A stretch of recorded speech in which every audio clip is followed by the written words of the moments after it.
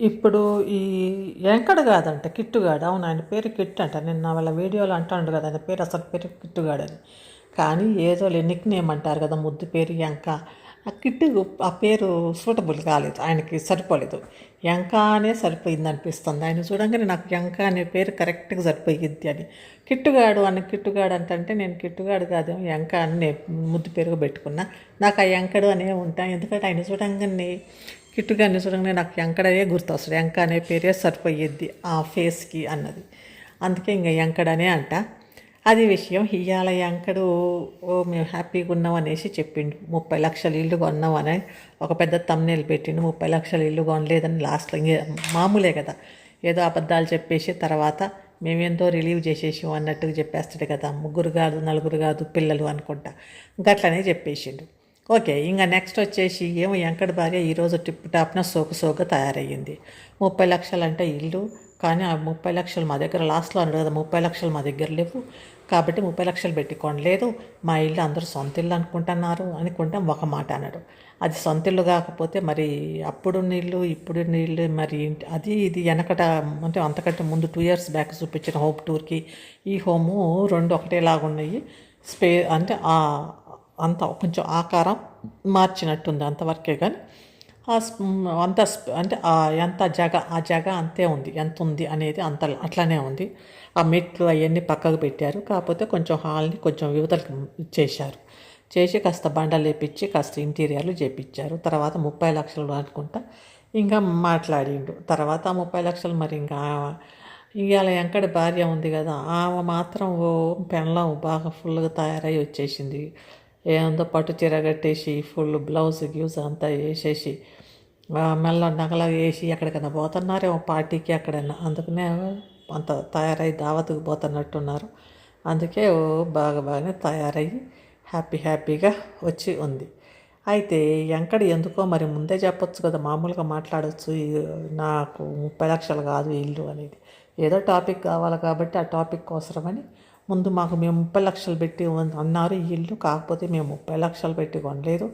మేము ఎంతో బట్టి అంత లేవు, మా దగ్గర 30 లక్షలు లేవు కాబట్టి అందుకే మేము కొనలేదు అని అనుకుంటే ఇంక ఏందో చెప్పేశారు. మరి ఇంక ఏమన్నారో మనకి ఆ సంబంధం ఏమీ లేదు. కాకపోతే అది ఆడ మ్యాటర్ ఏమీ లేదు. ఫస్ట్ టైం అందులో పెట్టడమేమో మేము ఈ ఇల్లు కొనేసాం అంటున్నాడు 30 లక్షలు పెట్టి, మళ్ళీ లాస్ట్లోనేమో కొనలేదు మేము ఇది కిరాయిండ్లే అని ఒకటి చెప్తున్నాడు. ఇంకా ఏదో ఒకటి వాడి ఇష్టం, కిరాయిలు అయితే ఏంది సొంత ఇల్లు అయితే ఏంది, అది సంబంధించిన విషయం కాదు. ఆయన కిరాయిట్లో ఉంటే మనకేంది, సొంత ఇంట్లో ఉంటే మనకేంది. కాకపోతే ఆ తమ్నేలే ఏందో ఒక పెట్టేసిండు, అది ఒకటి. ఇంకా తర్వాత మేము లాస్ట్లో ఫస్ట్లోనే మేము ఏంది ఆ టాపిక్ లేదు కాబట్టి ఇది 30 లక్షల ఇల్లు మేము కొనలేమనుకుంటా లాస్ట్లో ఏదో రిలీవ్ చేసినట్టు చేస్తాడు. ఎప్పుడు అన్నీ ఉంటాయి. తమ్నేళ్ళు ఏమంటాడు, మా పిల్లల్ని మేము అమ్మేస్తున్నాం అంటాడు. లాస్ట్లో ఎవరైనా మా పిల్లలు మాకు బరువు కాదు, మా పిల్లలు మా దగ్గరనే ఉంటారని ఎందుకు తమ్నేల్స్ పెట్టడం ఇంకా ఏమో. మనం కూడా పెట్టచ్చు, వెంకట చచ్చిపోయిందంట అనేసి తర్వాత కాదు వెంకట చచ్చిపోలేదు బతికే ఉన్నాడు, అది ఉట్టిగానే పెట్టివని ఇట్లాంటి ఫాల్తూ మాటలు మాట్లాడితే ఎట్లుంటుంది. దీన్నే అంటారు బట్టెబాస్ కథలు, పిల్లిబిత్తర కథలు అని. ఈ పిల్లిబిత్తర కథలతోటి నేర్పిస్తేనే అందరిని వాడిని తిట్టినా కూడా వాడికి వ్యూస్ అయితే బాగానే వస్తున్నాయి. నెగిటివ్నో పాజిటివ్నో వాడికి మంచి వ్యూస్ వస్తున్నాయి. వ్యూస్లో ఎంజాయ్ చేస్తాడు వచ్చిన పైసలతోటి. సరే, ఇంకా దాన్ని అట్లా పక్కన పెడితే ఇంక ఇప్పుడు యూట్యూబ్లో యుద్ధం మొదలవుతుంది. ఒక్కొక్కరిని తిడుతున్నారు. ఆ తిట్టుతంతోటి ఇంకా ఆ యుద్ధం స్టార్ట్ అయ్యింది. అది కూడా గలీజ్ మాటలతోటి. ఇంకా ఎందుకు గట్ల అనుకోవాలి, కానీ ఆ గలీజ్ మాటలు ఎందుకు అనుకోవాలి? వాళ్ళు మనకి చేసింది ఏమీ లేదు, మనం వాళ్ళకి చేసేది ఏం లేదు. వాళ్ళు మనల్ని గలీజ్ మాట్లాడలేదు, మనం అంటానికి ఎందుకు అనటం. ఏదో కాసేపు వాడు అబద్ధంగా తమ్నేలు పెడితే ఏంది నువ్వు అబద్ధం తమ్నేలు పెట్టివు అనేది వాళ్ళు వీడియో తీసుకొని చెప్తాం, అంతే కదా. వీడు అబద్ధం తమ్నేలు పెడతాడు, అది రాంగ్ అనేది. అంతేగాని ఇంకా దాన్ని తప్పిస్తే ఇంకా ఏం చేయలేదు. వెంకట భార్య మాత్రం చీర మంచిగా బ్లూ చీర కట్టేసి టిప్ టాప్న తయారయ్యింది. మెల్లో మరి బంగారమో గిల్టీ నగో తెలవదు. బంగారం అయితే మరి అంత బంగారం కొన్నప్పుడు అదే ఒక 20 అదొక ఎంత అయ్యిద్దో మరి, అదొక 4 లక్షలు 5 లక్షలు అయ్యిద్దా, లేకపోతే కనుక అది 1-2 లక్షలు అయ్యిద్దో మరి. అంత డబ్బులు అయితే పెన్లామ్మెల్లో బాగానే బంగారం దిగేస్తాడు వెంకడు.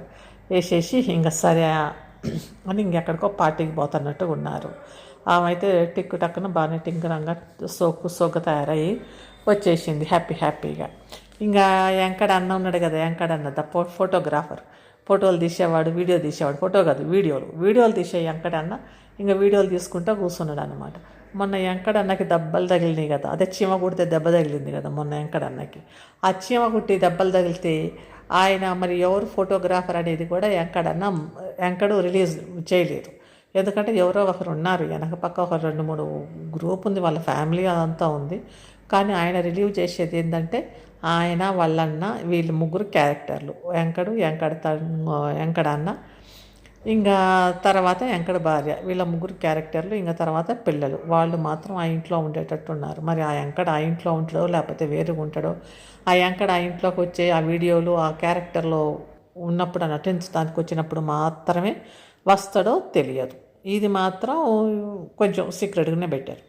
ఒకసారి అందరు కలిసి యూట్యూబర్లు అందరూ కలిసి ఒకసారి వెంకట్ ఫ్యామిలీని పరామర్శించాలి. ఎందుకంటే వెంకట్ ఎంతో బాధ నుంచి బయటకు వచ్చిండు కాబట్టి YouTube family Venkati fans club, Venkati hate club ఉంటుంది. ఒకటేమో ఫ్యాన్ క్లబ్, ఒకటేమో హేట్ క్లబ్. అంటే